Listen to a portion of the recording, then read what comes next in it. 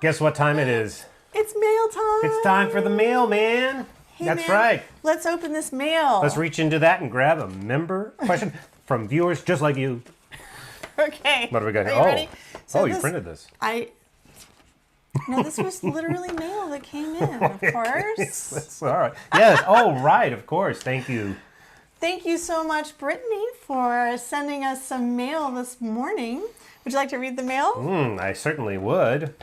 Dear child of the Redwoods, I'm planning out my daughter's official start to school and I'm looking at the life science section of Curious Critters. That's about zoology. Yes. On the cards, it shares to talk about them, go see them, read books about them, etc. Curious critters, that is. In my brain, and probably because of social media, I'm thinking that I need to be purchasing puzzles to go with classification cards, finding activities, etc., because the word classification is used.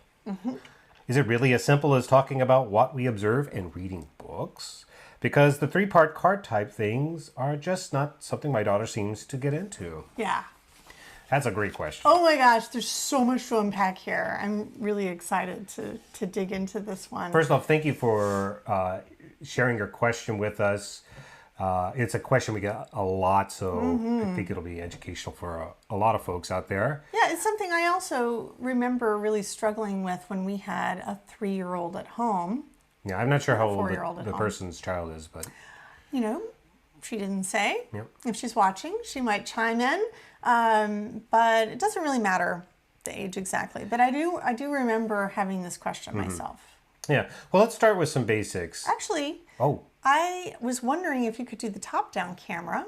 Oh, of course. Is that possible? Because I would like to, I'd like you to open up that letter back up because she mentioned some of our materials specifically when she asked this question. Yes, hold on. I have to get the top camera ready. Okay. Okay. And I'm going to... Reset. Okay. Yes.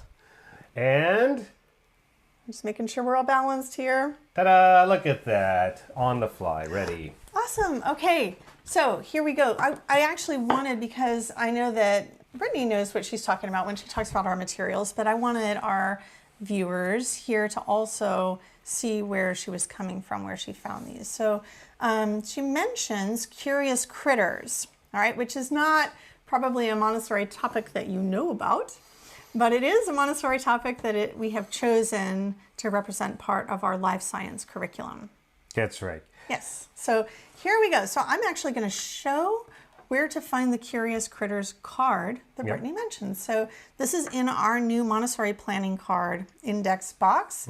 And so if you happen to have a set of these and you're a current member, then you're welcome to follow along and choose your own card and take this little journey with us. But this is the card that Brittany is talking about. It's level 1 zoology, Curious Critters. You want to read some of the activities on this list? Yeah, so level 1 is obviously the first level. This is the primary, so these are the lessons you start with your 2 or 3-year-old. So some of the things you'd be doing are reading about animals, animals in the world, animal babies, classifying fish, classifying amphibians, reptiles, birds, and classifying mammals. Yep. So seems kind of complicated for a 2-year-old, but actually that is exactly the expectation we have in Montessori. We really know the child is capable of some really complex stuff and let them have at it. Yeah, so, absolutely. Now, if I didn't know what this stuff meant, how would I know? Well... Like, what is it? Yeah. What is animal babies? Okay.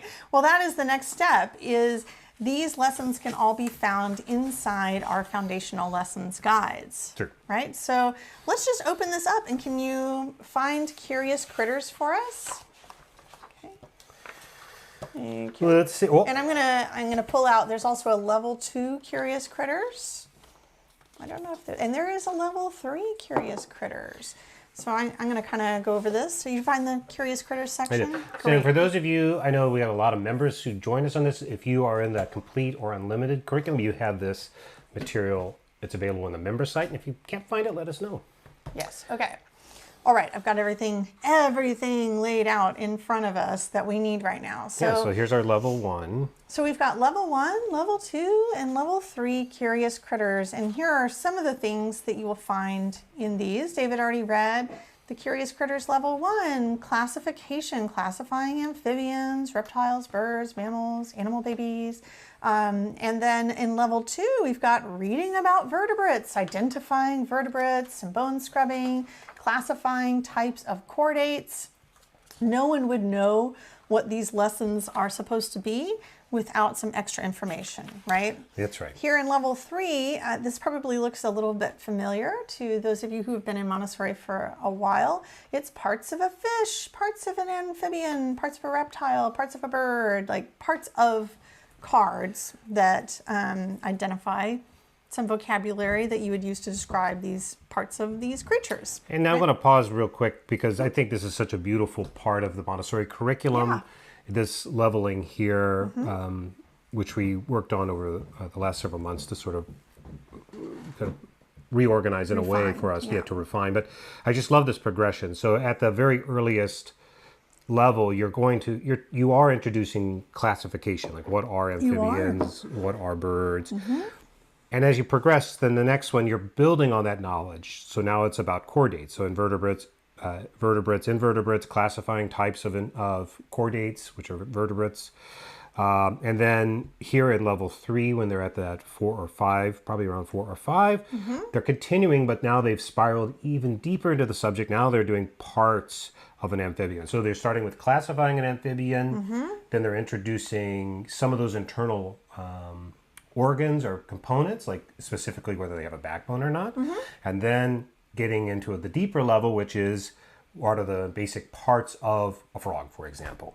And you'll just continue doing that deeper and deeper as you go into lower L and then into upper L and so forth. So it's a beautiful curriculum. Our constellation themes, they might pull from a level 1, level 2, and level 3 in the same packet. Yeah. How do we stack that? How do we stack that? Yeah.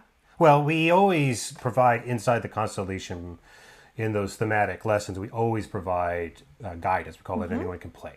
Everyone can play, and we talk about how you would make a lesson more or less complex depending on the age and readiness of a child. So you might take some parts of it out, or you might add parts to it, meaning steps or components of the lesson itself, in order to kind of match it to the level of the child. Right.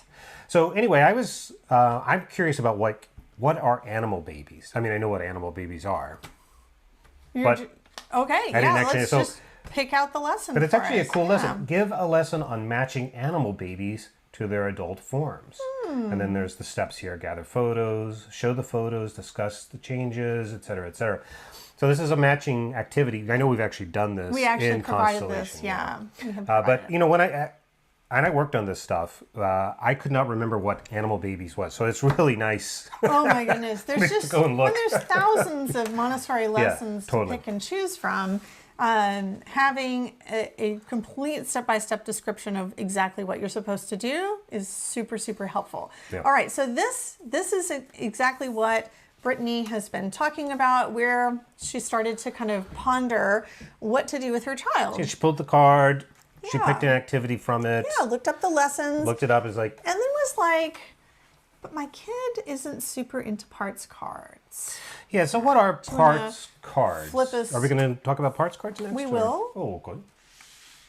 I don't know how. There, see, I knew it was pretty easy just to flip us around. Okay, just so we can have a discussion about this. Okay, so there could be a lot of resistance to cards in kids. And one of those reasons is because when we are using cards with kids, they can perceive us as trying to manipulate them into performing for us. And also, just cards themselves aren't necessarily that interesting. And so a lot of new to Montessori parents come into the Montessori curriculum, and what do we see first? We see just tons of kids doing cool activities on rugs with cards. And we think, that we're just going to print a whole bunch of these cards, put them on our shelves, and some kind of magic will happen. I thought this, and I'm saying this because I also thought this, and I had been a teacher for a long time before I had kids of my own. But I also was kind of swindled into this idea that cards themselves do a lot of the teaching, and that there's a lot of magic in the cards themselves, and that every single Montessori raised kid is going to just gravitate to the cards. They're going to do their classification and learn all about the different parts, and then I'll like check it off on my did a great job, category by providing the cards. Yeah, and I want to underscore this real quick. Oh, okay. Because it's not just with Montessori. We make this mistake all the time. That's true. We think that the material or the lesson components has the magic. And I worked in educational technology for years and years, and it was the most obvious fault point. There was such an enormous investment in the technology, or in the, like we can feed the specific lesson, or we can gamify this lesson, and it doesn't work because the magic is not in the material. It's true in Montessori as it is in anything else. The magic is in the philosophy and the approach. So just want to kind of underscore that if you're like thinking about this, that's the truth. That's why you don't need to go out and spend $1 billion on materials, because the theory and the philosophy are what have the power. Anyway. Yeah, so I just want to say this is a very, very common experience for parents to have. You get it, and it happens with practical life as well. And I'm going to just give Montessori examples because that's my primary background, although you are absolutely correct. Parents will see a whole bunch of beautiful practical life trays set up. They'll say, okay, so Montessori is about shelves and trays. I will create a whole bunch of trays with these cute little tonguing activities. And then lo and behold, their child never chooses the stuff on the shelf, right? So the question a lot of parents kind of trap themselves into asking and really having to wrestle with is, if they don't notice that their child is interested in the things that they have set up for them or printed for them or provided for them, that the Montessori community deems as like great for kids. What are we getting comments? Yes, go ahead. Good, I'm just following along. Is it about the parts cards? It is. Yes. Okay. I'll dig into those in a second. We tend to think that our child just isn't interested in it. So I took all this time, I bought this curriculum, I printed out these materials, I spent hours cutting them up and preparing them, and I put this whole thing together for my child, and then, I don't care. I'm gonna go play with my toys. It's so common, right? And so what I wanna say is that if this is happening to you, it's not about you, and it's not because your child doesn't like Montessori or like the materials. And in fact, your child might, I remember having a 3-year-old thinking like, my kid's just not interested in parts cards, I guess. But the question I should have been asking myself is, what is it about this that isn't engaging my child? That's right. And what could I be doing? Like, what purpose is this material serving us right now? Because if it's not, if it doesn't feel relevant to your child, like if you're giving your child it could be a beautiful little practical life set up with an adorable spoon you found at the thrift store, and the cutest little bowls in the world, and a little puff of cotton balls there, and you've practiced it, and it's just so beautiful and so enticing, and your child's like, then we need to be asking ourselves, what is this for? Does my child need this activity? What purpose is it serving them? Like, do they already know how to use the tongs? And is that why it's just not interesting to them? That's right. Right? Or is it because it's not practical? And if you were to put something in there instead, like, I don't know, I was going to say broccoli, but give me something that melon balls. Or, good idea, yeah, like, or something maybe that your child really loves that they don't get as super often. Like, for our kids, it was probably those dried cranberries. Oh, yes. They loved those dried cranberries. Yep. So you might look at the whole purpose of the work itself, and then if you can ask yourself the right questions, it'll lead you to the answer that you need. Okay, tell me what's in the comments. Okay, Yes, Stacy says, I feel this way about the cards too. We are gradually getting into them. Yeah. 5.5 has not been interested until now. There's definitely pushback. Yeah. And then Angelica says, this is my first year of homeschooling. Today I started with the farm package.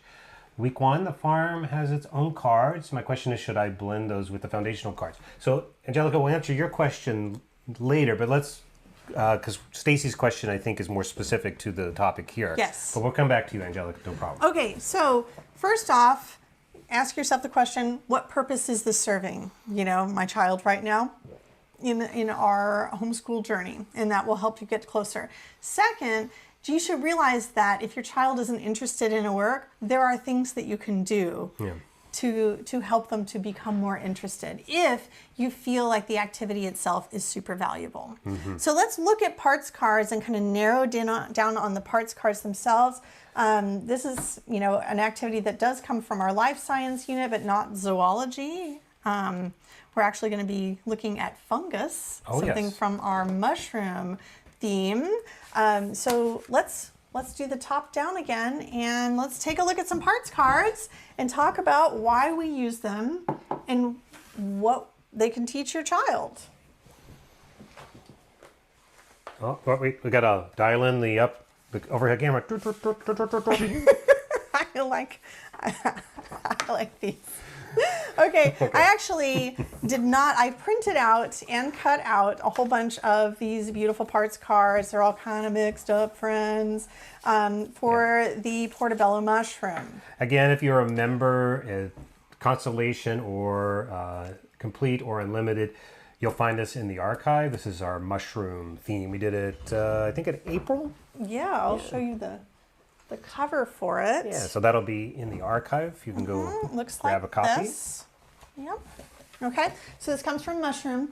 You're going to need for this activity some colored pencils and a regular pencil or whatever writing utensil you like, some scissors, and I printed out all of these and cut them out myself, but I did not print out this last page because I wanted our members to be able to see what it looks like before.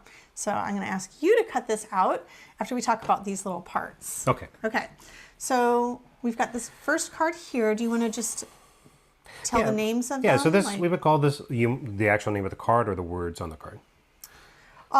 Just explain the parts cards. So this is actually a 4-part card. It is 4 parts. And the question was about a 3-part, but they're essentially an extension of one is an extension of the other. They're the same thing. Yeah. So, and Stacy has added another comment that we'll come back to in a second, that this actually matches. Yeah. So this is called the control card, and it shows you what the final form of it is going to look like. In this case, we have the picture at the top and the word at the bottom, mycelium. And then up here in red, you can see the part that goes with it. It's the part of the mushroom that's called the mycelium. Over here, you have what we call the picture card.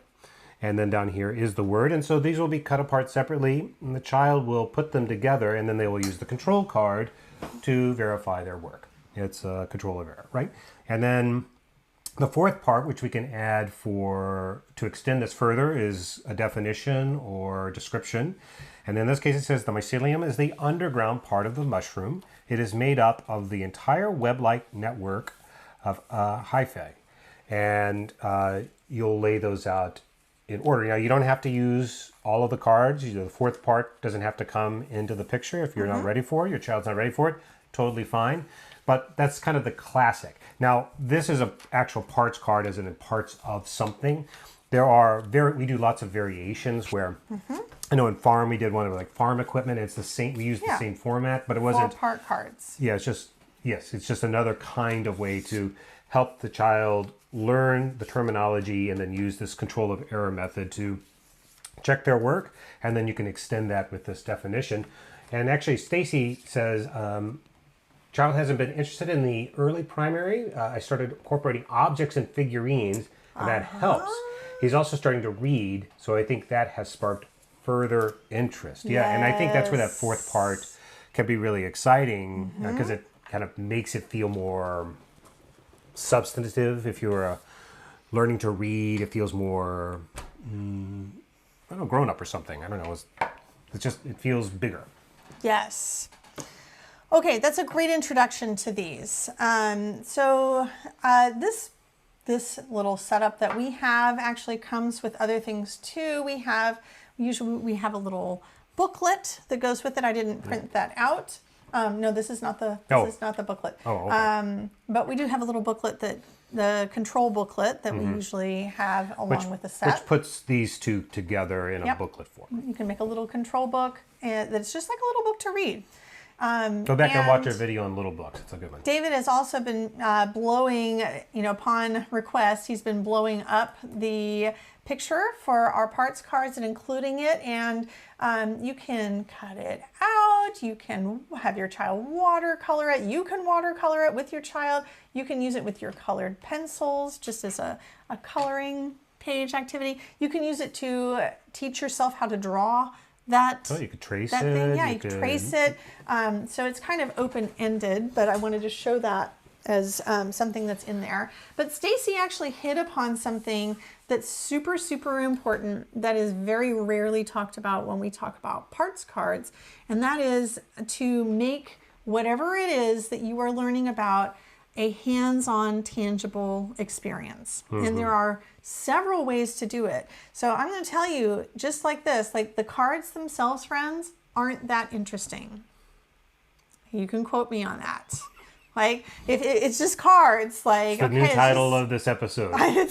Parts cards can be boring by themselves. Parts cards are meh. Right? Like, parts cards are meh. They are meh.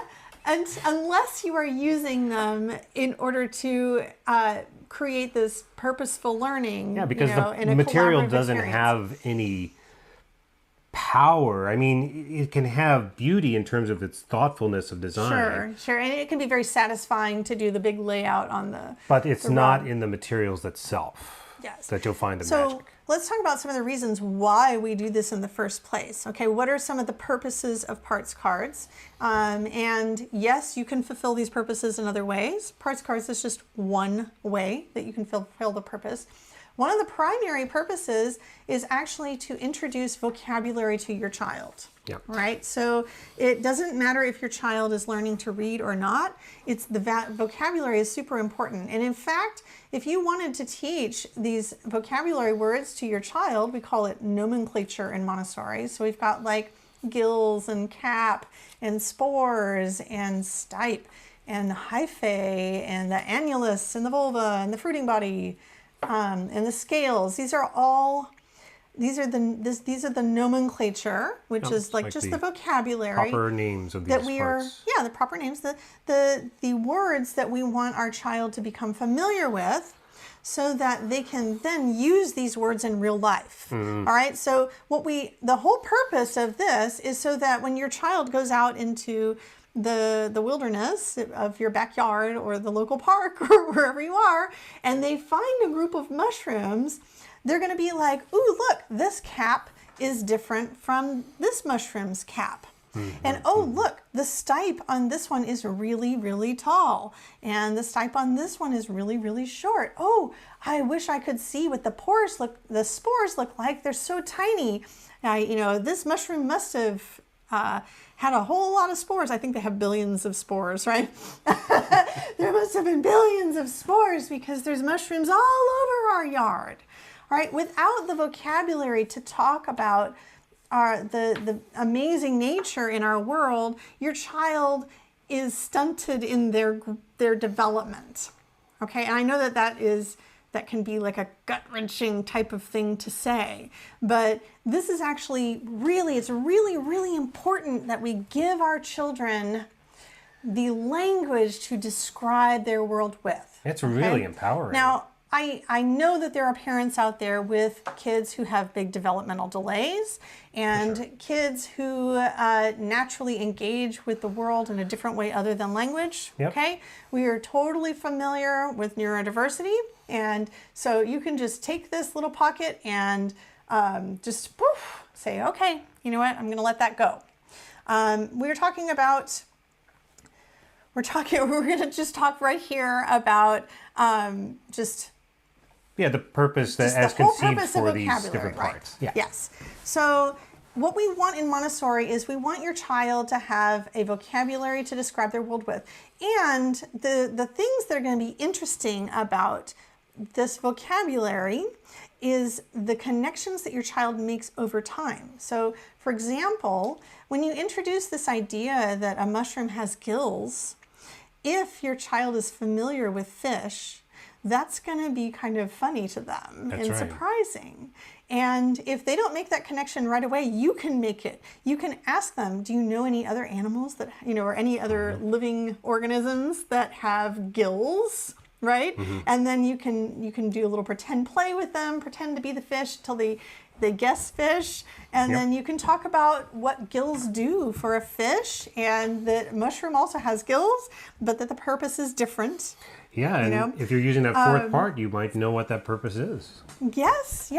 And I also had this big epiphany when I was teaching our own children, and I had this epiphany after the parts cards just weren't really working for me, and our kids weren't really interested in them on their own. I was like, oh, there must be something wrong with the parts cards. And then it dawned on me that I was not making it fun enough for them. that there were ways to make it more engaging. And so, speaking of gills, one of the very first parts of something that we did together was parts of a fish. Oh. And do you remember that big fish pillow that you have? It's around here somewhere. Yes, we couldn't find it. I will never throw that thing away. I will never, because I used it in the classroom and I used it with our own kids. And I know. If you have like something tangible, like so for here with the mushroom, you would actually get a real portobello mushroom. That's what we encouraged our members to do, is actually have one and then use these cards along with the dissection of it, so that you can say, okay, this says that mushrooms have gills, and then let's find the gills on our mushroom. Yeah. And then they're actually like picking it apart and finding the gills and feeling them and looking at them. So you're taking the parts cards, you're giving your child the vocabulary to describe something that is in real life.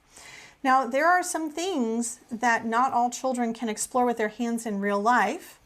And I'm thinking particularly of jellyfish is really difficult not everyone has access to a jellyfish to put their hands on. Not all jellyfish are and not all to be jellyfish, touched. right. You really shouldn't be like messing around with jellyfish.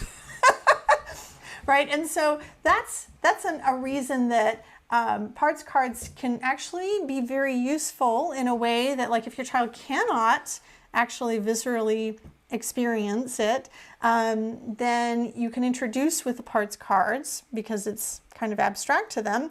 And then maybe you create your jellyfish out of recycled materials or out of a model, out of clay. We often recommend in our lessons to use air dry clay or just regular Play-Doh in order to make a model of something. I think we did that recently, not with maybe we did it with the mushrooms. I think there was a clay activity in there to make the different cap shapes. Oh yeah. Right? Well, we definitely had activities about the cap shapes. Yeah. So it's really, it's just a resource for you. And we actually include the fourth part. This is actually a lower elementary. The fourth part is actually mostly for lower elementary because it just provides great reading material for children who are beginning or intermediate readers. But we include it for everyone in our theme packs because we want to give you information to share with your child. So maybe you don't know what an annulus is. I didn't before I started researching the parts of the mushroom. There's the annulus. You're going to see if you can find it here. But you can read it to your child. The annulus, this says, the annulus, also called a ring, just like my ring here. It's what is left when the cap and gills grow and rupture. Rupture means to break apart. They grow and rupture the partial veil that has protected them when young. Right, so and here you go. Here's the and this is making me card. think you can show your child a ring if you have a ring to show them. And maybe you start to call it your annulus for fun. I don't know. That's the kind of silly thing that I would do with my kids. And, or maybe, oh my gosh, maybe you take a piece of yarn and you have your child pretend to be the mushroom and you wrap the yarn around them and say, I'm putting an annulus around you. Now you have an annulus, right? And if you have an older child, you're making the connection between like, why is it called an annulus? And are there any other words that are similar to annulus, right? Annular. Annual, right? And so that kind of lends itself. So parts cards can serve a lot of purposes. Vocabulary is probably the biggest purpose that it serves. But it's not the only one. It's not the only one. There's also visual discrimination. Yeah, and the annulus having here. a conversation, stimulating discussion, which actually goes to Brittany's question about, kind of starting to loop back to her question. Yes. Is this really all there is? And kind of the answer is sort of yes. Yeah. Because, the parts cards are also a chance to sort of talk and think and discuss. Exactly. Allie, while you're getting that ready, says one of her favorite things about Montessori is using more advanced vocabulary. My son's preschool always shortens the rainbow to purple. Meanwhile, he's known indigo violet since 2. From this approach. Yes. Exactly. That's exactly right. I love it. It's so empowering for kids too. And it comes, of course, it's very specific to the age. Maria lived in an age of where science was really into describing things very, very precisely. That was this late 19th century time, and it continues on, right? We live still in that tradition. And she just thought that children should have that same kind of understanding. So when you continue in the life sciences, you're just going to get further and further into it, into that level of description. It's really fun.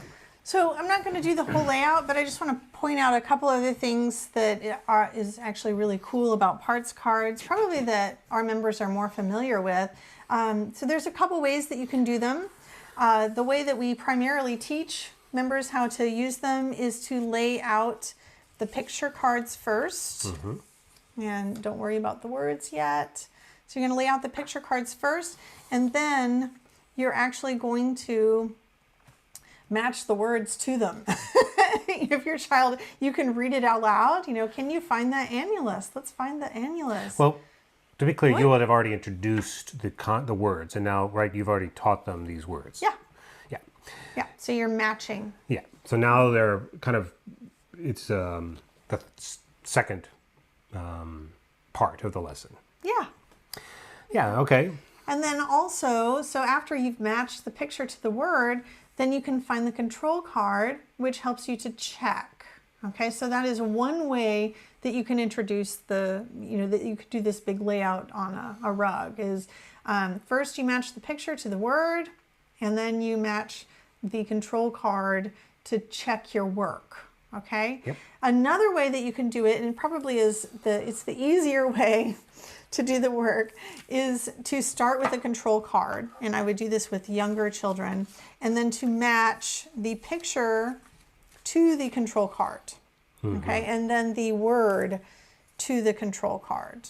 Right. So those are two different ways that you can try out using your parts cards. Neither one is better than the other.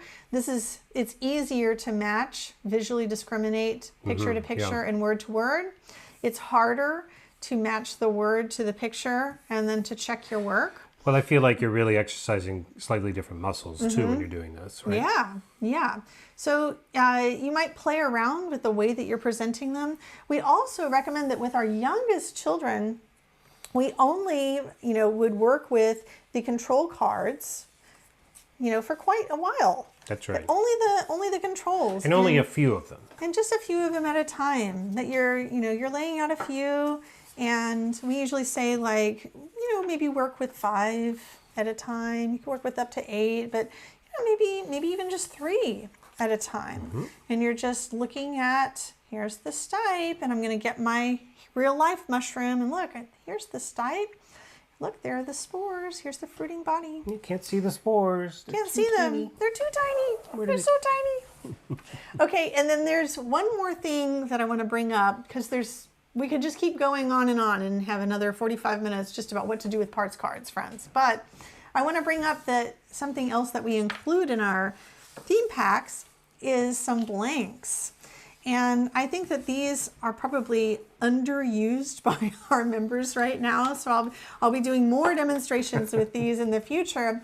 But this is actually making a little parts of a mushroom book. I don't know if you can see that here, if it's bright enough, but it actually says Parts of a Mushroom by Aubrey. And then you would actually make the pages that go into a little parts cards book. And in the classroom, this was actually the interesting part. Like these cards, sure, like the doing the layout was actually the prerequisite that you had to do in order to get to the fun part, so that you which could is know the making names. your own little book. But this was the part when I taught kindergarten, this is the part they were interested in, was the hands-on part. And this is another way of making it a tactile experience. So you would take your red colored pencil, either red. Which red do you like today? I like this darker red. Do you like red orange? You like the darker red? Just the red. Oh, rouge. Red. Yes. And then you would take your control cards, and you're going to just have these control cards all in a nice little stack. And you're going to do away with those. You don't need them right now. And just one by one, you're going to make your own version of these. So you will go ahead and color the cap here. So you guys didn't know you're going to get a whole little lesson when you joined us on the Montessori Power Hour this morning, right? All right, so let's say I've colored the cap. Actually, it doesn't take very much time. And then I'm going to write the word cap. And I'm going to write mine in cursive imperfectly. Cap. All right. And then this way you can make your own little book. This is actually super motivating for kids and it's just very, very easy, but it really does bring the whole thing to life. And then they have a little book, and if they wanted to, on the back, they could maybe start to write a story, or they could add more pictures, or I don't know, whatever they want to do is totally fine. But this is another way of making it fun and a hands-on material. So the cards are resources to get you to the creation. The creation, yeah. All right. So I hope that is just a little fun insight into what parts cards can do and why we provide them. We've decided this year to provide parts cards with every single theme pack that's coming up. Because you can do parts cards on anything. Yes. And There's so really no limit. for the next 12 months at least, like there's going to be parts cards in there, you know, so I want you to be creative with them and have fun. So let's go back to her question. I know we only have a little bit of time left, and I don't want to miss our awesome game, but is this really all there is? That's what I liked about her question. She says, is it really as simple as talking about what we observe and reading books? Well, is it? Yeah. Yeah, it can. It can be that simple. Yeah. Do you have to have parts cards? No, they're just a resource. Could you just get a book from the library about mushrooms and read about mushrooms? Yeah, you could. I think that it's going to be more important if you also go to the grocery store and buy some mushrooms and cook some mushrooms and dissect them. And then you go out in the yard and take pictures of the ones that pop up. You know, teach your child about mushrooms in different contexts that are relevant to them. But yeah, it's just that simple. I mean, at the end of it's really, as Maria teaches us, the child has this innate ability to learn. And in some sense, what we're trying to do is get out of their way. Or in a more positive way, I would say we're trying to prepare that environment so that they have a delicious meal in front of them of good, healthy stuff to eat. And those are the lessons and the materials that you might give them in the prepared environment.